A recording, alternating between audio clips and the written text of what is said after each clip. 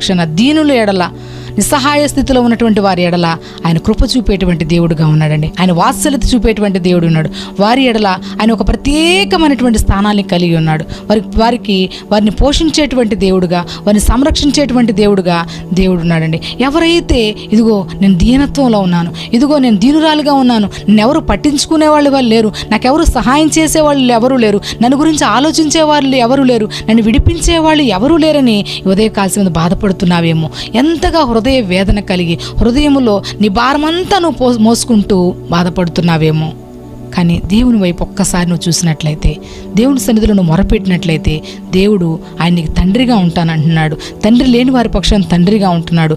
సహాయము, ఆయన నీకు సహాయకుడుగా ఉండేటువంటి దేవుడు అండి. ఆయన నిన్ను పోషించేటువంటి దేవుడు, ఆయన నిన్ను సంరక్షించేటువంటి దేవుడు, ఆయన నిన్ను విడిపించేటువంటి దేవుడుగా ఉన్నాడు. మరి నువ్వు దేవుని దగ్గరికి వస్తావా? దేవుని దగ్గరకు వచ్చి ఉదయకాల సమయంలో, దేవా నువ్వు నన్ను కాపాడు,